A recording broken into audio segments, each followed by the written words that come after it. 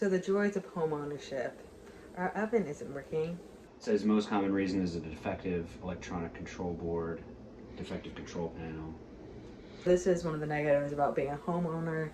Anytime something breaks, you have to figure out why and pay for it. Yeah, the light turns on. Yeah, the light's on, that's on. So it's not the supply, although... Since it's 9:30 at night and we probably won't figure out why the oven is not working tonight, I'm just going to continue getting ready for work tomorrow. I'm not going to let the oven thing stress me out.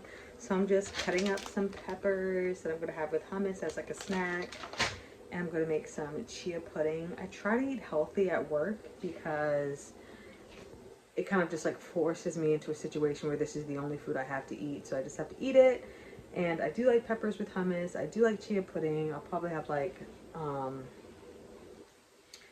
a banana or like some like cherries I'll put into the chia pudding just to add like some sweetness and flavor. So that's what I'm doing right now. And then hopefully I'll be in bed by 10 o'clock and asleep by 11. I've been having a hard time getting to sleep recently, and I've been getting up and going to the bathroom between averaging about 2 times a night, but the worst has been 4 times I've had to get up and go to the bathroom to go pee, just because like my bladder is tiny with the baby. She's smushing it. So yeah, we'll see how tonight goes. Hopefully I'm not too all over the place.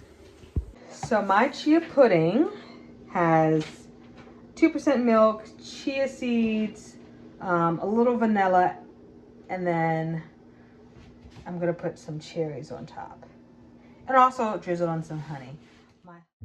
Today at work, I was in GI, so a lot of colonoscopies and endoscopies. I always make sure to clean off all my equipment before my cases start. I just like having everything organized. I check my suction. I wipe down my propofol pump. Just make sure everything is clean and ready to go. I just had an electrician come and look at the stove, and it's back working, which I'm very excited about. So basically what happened is yesterday, me and my husband were going to move the stove and just kind of like look behind it to see if something got unplugged or if there was like a problem we could see in the back. And literally when I reached and touched, I don't even want to do it right now, the back part to help him pull it out, I got like an electrical shock that went up my arm, and I could kind of feel it on the side of my leg. And I was like, 1, what the heck was that? And 2, is the baby okay? Hopefully that shock didn't get to the baby somehow. I was really worried for a good 30 minutes after. I drank like cranberry juice to see if it started moving, and luckily she did. But after that happened, I was like, you know what, let's not touch the stove. Let's call an electrician and have them come and look at it and let them know like what happened, because anything electrical I don't play around with.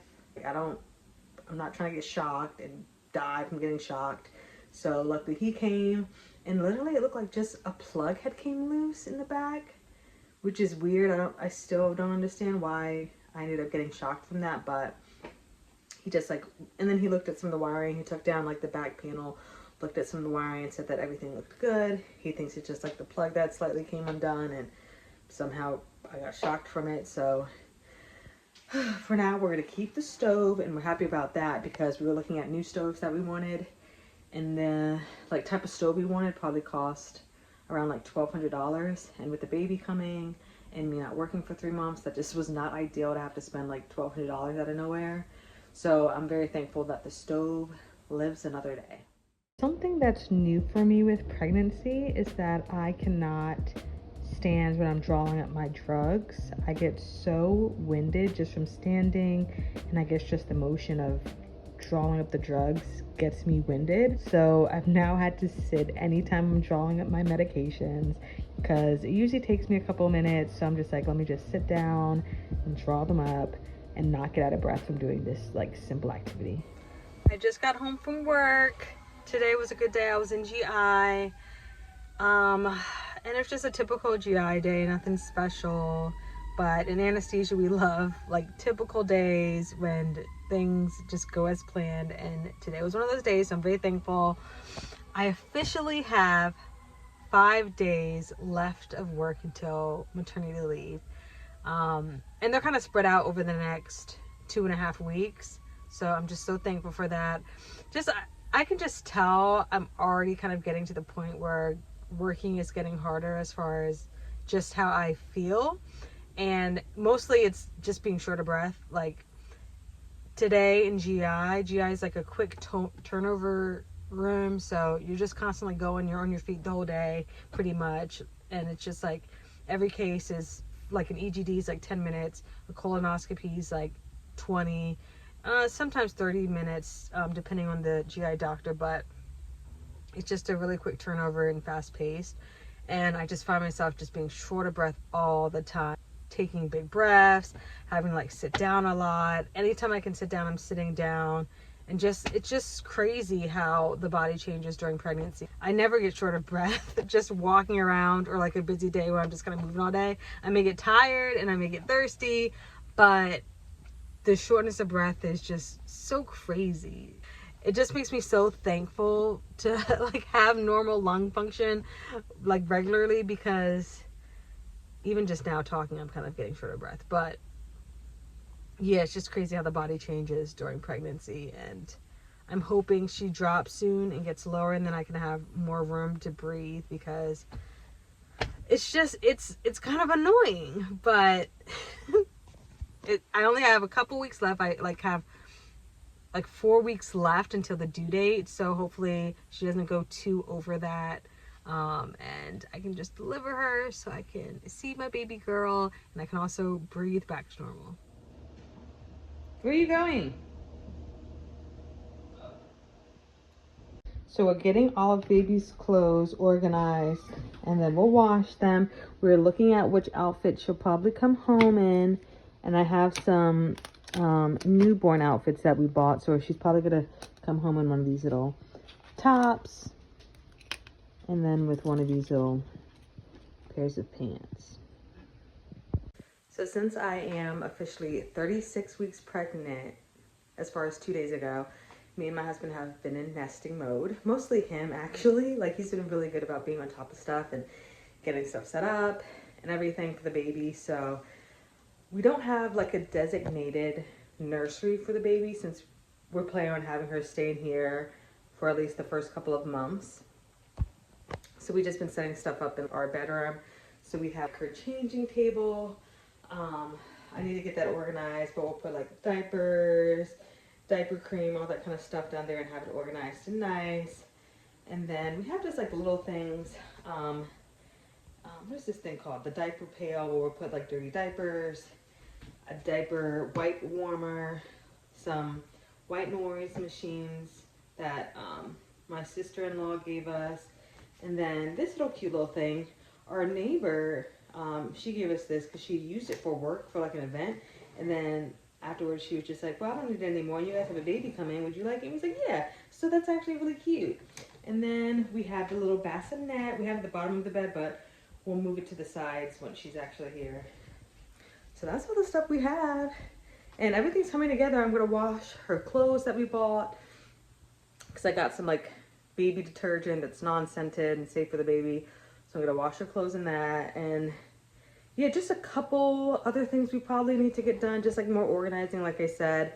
And then we got her car seat, everything set up. We were installing that yesterday in both of our cars and making sure we know how to like snap it in and out, just because we're at the point now she can come any day now. But my sisters both had their babies at like 40 weeks or a couple days after 40 weeks. So just based on them, I don't know if my baby will come early. I know everybody's different, but who knows? So I'm just planning on her coming around 40 weeks. And then what else I need to do is pack my little overnight bag. I got this like Adidas little purple bag. Where did I get this from? I think like Ross or something, or Marshall's. But I got this little bag that I'm gonna go ahead and pack like my overnight stuff in.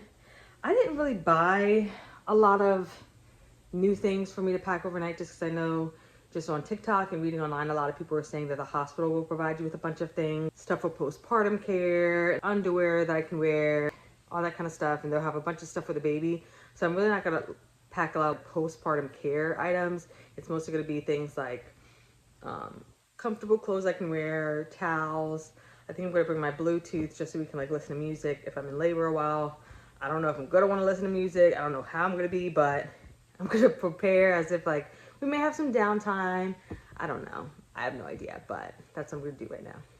So this pregnancy, I've really made an effort to try not to overbuy and spend on maternity clothes or my postpartum clothes or baby clothes and stuff for the baby, just because now that we have a home that we're living in, we just don't want to be overwhelmed with things or have to worry about returning things if we don't use it or it going to waste. So we've just been very mindful of what we're purchasing during this pregnancy. A question that some people may have, since I'm a CRNA, is if I am going to get an epidural or not. And I am planning on getting an epidural. I have a low pain tolerance. Like, I just realized through past events that I do not tolerate pain well. I had planned to get like a Brazilian wax for a vacation one time.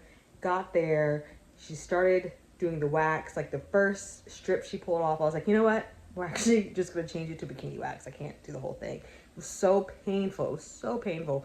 But I also did get it done during pregnancy, which is like people say it's more painful during pregnancy, but literally that was so painful. Like after it was done, I literally cried. Like I didn't cry in front of the woman. Like I left, I was like, okay, thank you. Like I tipped her, and then I went in the car and I cried because it was so painful. It was so painful. And then like, I don't know. I'm not good with pain, and I'm just like, I don't want to suffer through it. I'm so thankful I live in a country and I live during a time where we have access to like epidurals and pain medication, because childbirth looks like no joke. I have been watching TikTok videos of women who are in labor, which probably isn't the best idea. I kind of stopped doing that actually and just watched now cats in labor, because the cats look like they're not having a good time, but it's not screaming usually like women. And I'm just like, geez, it's going to be so bad. It looks so bad. You rarely hear women who are just like, oh, it wasn't that bad. Like I thought it was going to be bad and it wasn't. No, everybody's like, it is horrible. Even my friend, like I have a friend of mine who just had a baby and she rarely complains. I don't know many times I've heard her complain in her life. It's rare. And she was just saying how she felt like it was an out-of-body experience. She did not feel like herself. It was so painful. She was so thankful for the epidural. So I am very sure I'm going to get an epidural unless for some odd reason I'm just not in a lot of pain. Then I am going to get the epidural. And yeah, I have nothing against it. I've placed epidurals in patients. I see the relief they get from it. So there's not really like a fear of me getting an epidural. Do I like getting a needle in my back? No, I don't like the pain from that, but I honestly am not like too stressed about the epidural or anything like that.